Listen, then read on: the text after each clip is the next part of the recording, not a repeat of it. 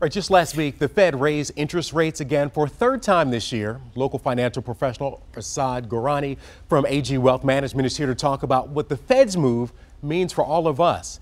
Thank you so much for joining us. Happy to be here. Thanks for having me. So first of all, the Fed raises interest rates. Who exactly are they raising interest rates for and on?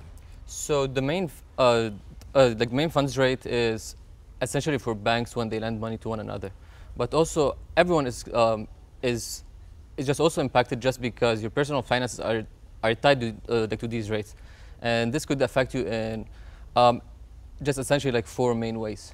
Okay, so what are those four main ways? If you have debt, if you have a mortgage, your savings account, and also your just investments in your stock market. Okay, so the Fed raises money or raises rates. That impacts banks first, and then it trickles down to the rest of us? Exactly, yes. All right, so if we have to pay more because, for instance, those rates are higher and we pay more in interest and on our debts, does that mean that we get more money for our investments and, for instance, savings? So not quite. It's slightly more complex than this. First, on the debt side, what you have, it's even though like you're not spending more, chances are your interest payments are going to go higher. So be careful. If you have any credit balance, try to pay it off or just find some any solution like for lower interest rates. When it comes to your savings, one would think that like the saving in your bank account would increase. The irony is it just hasn't happened quite yet. Most savings accounts are still giving you 6 basis points, 7 basis points, 8 basis points, which is almost nothing. And a basis point is a percentage 0.06% or 0.07%.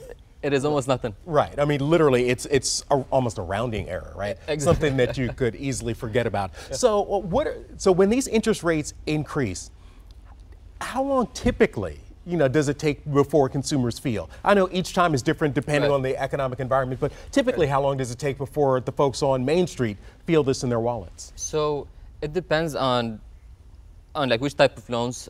We could see it anywhere between like a month and a half to 2 months on, say, like home equity loans in general, but it kind of varies. Okay. It depends. So there's still time then. If they just raised the interest rates last week, it hasn't trickled down yet. So there are still some moves that people can make to try to shield themselves from this latest Fed interest increase rate. Right.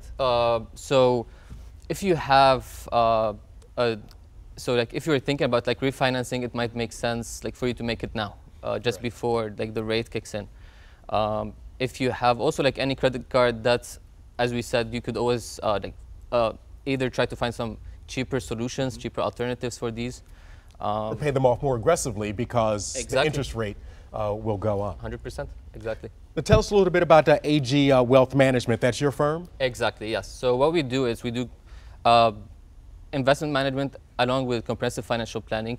So we do deal with these areas of personal finance where interest rates could affect people, and we try to just keep the effect minimal. Also, interest rates would also impact the stock markets in some sense. Right. It would increase volatility. So make sure that your risk assessment or like your risk portfolio profile is balanced enough to shield you. Yes, and I just encourage everyone to stay like within your risk tolerance and time horizon, and this is where we could help. They could visit us at agwealthm.com. agwealthm.com. Asad Gorani, thank you so much for joining us. A lot to think about as the Fed increased interest rates. Happy to be here. Thanks for having me. Thank you.